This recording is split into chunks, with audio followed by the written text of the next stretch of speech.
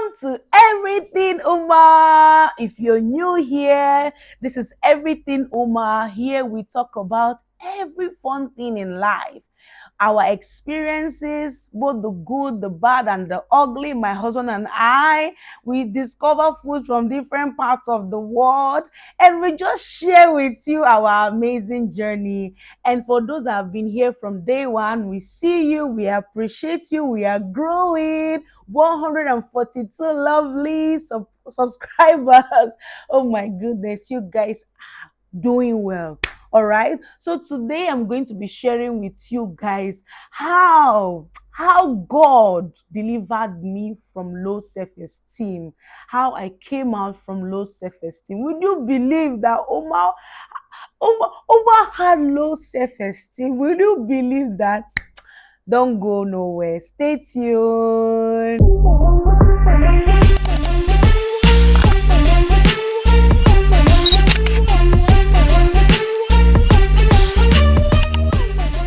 So my lovelies, let's dive into this video. I have story. Oh my God. So I grew up in a family of 5. I am the last child. My name is Blessing Ikiriko, aka Omasoye. Omasoye simply means good thing. Follow us. All right, so that's the short form, Oma. That's where we get our everything Oma. And I am happily married with my husband. But he's not here today. So today is just about me. I'm sharing my life story, what I went through. Hopefully this will be inspirational. It will be something really motivational to someone out there. All right, so low self-esteem, I don't know, how can I even define low self-esteem? Low self-esteem is not humility. It's not. It's totally different. Low self-esteem can tamper with your confidence. It tampers with the love you have for yourself. When you have low self-esteem, it's even difficult to love others. It's just all about pretense. You try to get attention. People should look at me, or people should see me, or people should see me. That is low self-esteem, crying for help. My dear, I went through that phase. I was begging for friends. I was begging for validation. I was begging for someone to tell me, Blessing, you're beautiful. Blessing, you are amazing. Blessing, you are wonderful. But I forgot that there is a maker up there, God in heaven, the God that created you and I. I forgot that he is someone that loves me first too. He's my number one lover, even before my parents, even before my siblings, even before my darling husband. God is my number one first love. He's the one that first loved me before I was born. So I did not know this. I grew up well taken care of, last born. Oh my God, anything I need, my mom and my dad, they gave me everything I need. Special care. In my dialect, to say is Mubulungo, if I pronounced it well. I was the last child, so I was just the golden baby in the house. Oh my goodness. Until I clocked age 10, that is when everything hit basketballs. It was hitting me everywhere. Age 10, I started having hormonal imbalance. It was when I became more advanced, I realized that it was hormonal imbalance too. I started growing in the way I was growing like an iroko tree. As I see my period, I started having symptoms of puberty. Oh my goodness, everywhere was growing bigger. My hips, so everything. Everybody were looking at me. Blessing they big, oh blessing they big. Waiting they happen. Nobody knew that it was hormonal imbalance. I was going through a lot. My siblings, my brothers especially, I would call them out. They were calling me fatty bonbon. They were calling me fatty acid. They were calling me all sorts of names. Oh my goodness, there are days I will cry. There are days I will starve myself because I was too big. Oh my goodness, but I didn't know all these things. So this really tampered with my self-esteem. I was very intelligent. I am still very intelligent, but we are talking about the past. Then I was very intelligent in school, in high school. I was doing well, like top 3 in my class. I was among top satisfactory. So like I was doing well in school, but deep down I didn't love myself. I didn't love my body. Even when like we are going through this we are having this inter-house sports. I don't know if you know about this, where the school organizes a sportive competition for the students. They run, they do a lot of activities. Like during that time, people, they don't even want me to be in their house. They don't want me to be in this. We have red house, green house. You understand Nigerians if you're in Nigerian. Okay, just to explain it better, they have different groups. So no one wants me to be part of their group because they feel okay, because she's big, she cannot run, she cannot do anything sportive. So I was just in that box. I was happy because I was doing well in school, because that was the only validation I could get. And when I bring my results home, I get lots of accolades from my mom and my dad. But apart from that, mingling with my friends, like I felt this sort of emptiness. Like I needed more attention, validation. And sometimes at home, because I needed this attention and all, I could stay, I cry, I could stay and just say rubbish things so people would just notice me. I could stay and just be stubborn for nothing so that they would just notice me that, okay, I am here. So it was really bad. It was really bad, even to the extent that, okay, fine, most of my age mates then, they were getting boyfriends and I was getting none. I was asking myself, God, what is wrong with me? Why are my friends getting boyfriends? And I'm not getting any boyfriend. But I didn't understand how, like, what God was protecting me from, until I grew up and I realized, oh my goodness, glory be to God indeed. So like there was a lot. I was craving attention from my mom, from my dad. Like everyone, they were just telling me, blessing, mind what you eat, or you're growing bigger, you're getting bigger.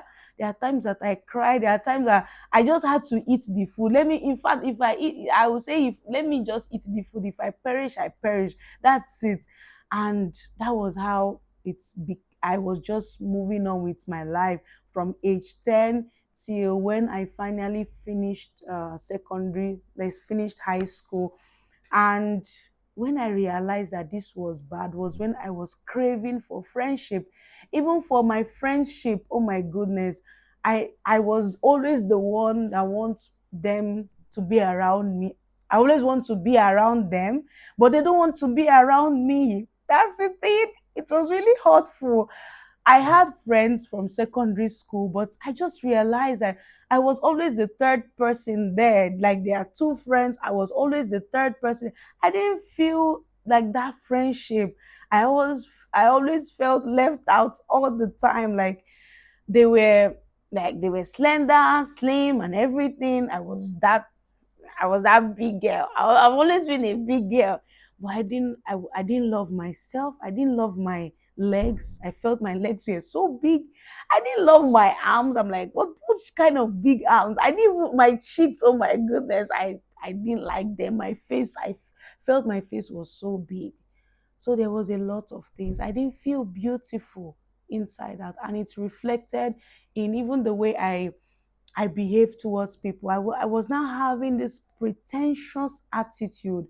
I don't really love them. I just want them to be there, just to be around me, give me that validation, give me that attention, and that was it. But like, how will I even love someone else when I don't even love myself? Even when I wanted to, okay, let me date and date and date, I thought, okay, fine, me dating means that, okay,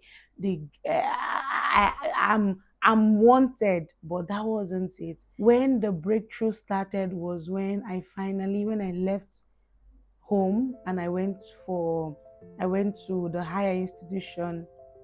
I I surrendered. I discovered God in a different dimension. I discovered that God loves me so much, and He created me in His image, in His likeness. Like, oh my God, how beautiful God is. For you to know how beautiful God is to see what He created all around us. He is beautiful. He is beautiful. Go to the fields, go to the gardens, you see how beautiful, how God manifested his beauty through the creatures in the world. Oh my goodness. I had to discover God for myself. I totally gave my life to him. I surrendered to him. I said, discovering myself in a whole new dimension. But I thank God pride did not take the best part of me, because when I discovered it, I was like, God, blessing, you're fine. Blessing, you're beautiful. And blessing, you're a good person, because I always had to fault myself so many times. I always want to apologize for things that I like. It wasn't my fault, especially during friendship. Even when my friends then they offend me, I'm always the one going to apologize first. I'm like, why can't they apologize to me since they hurt me? I had to play. I had to just be that person that would want to bring the friendship together. Why they don't even have that same energy I have? So I had to be a friend to myself first. I had to love myself for who I am. I am not perfect. I am not perfect. I, like, I have a lot of things I have to work on. But one thing that just changed everything is that before I was born, there is a God, there is a maker that loved me so much, that still loves me. Even in my imperfection, he loves me so, so much.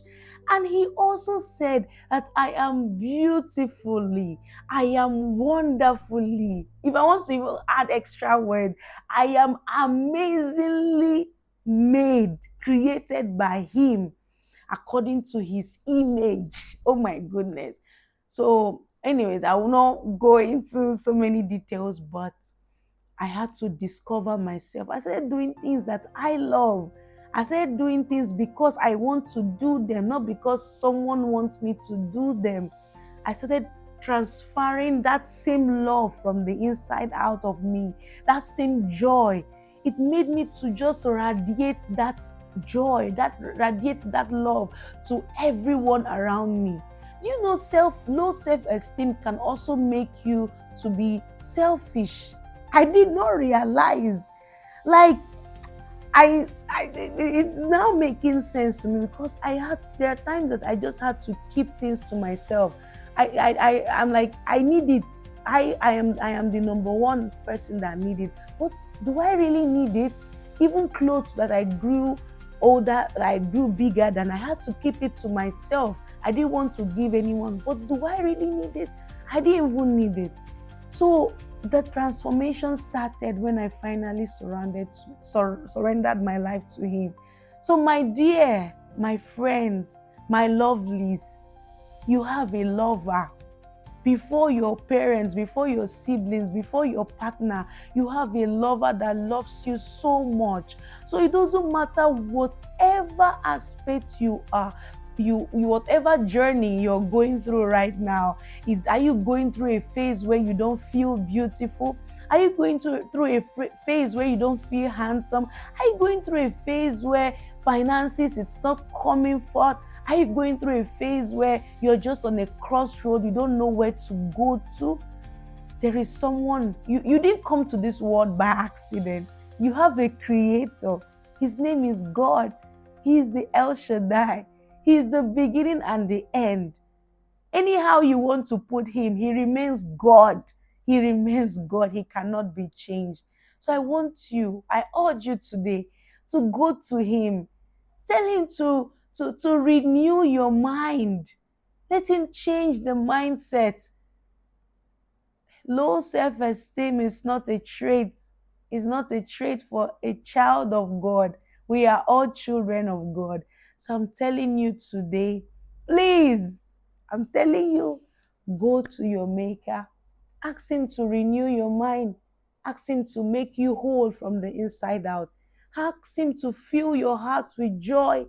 Ask him to fill your heart with peace, that he takes away that storm. He takes away those differences and let him make you new again as his child, as his anointed one. All right. Look at me preaching. Thank you so much for staying with me, sharing my story, sharing my journey. See you next time, okay? We'll be trying our best to be posting videos more often, all right? So please be encouraged.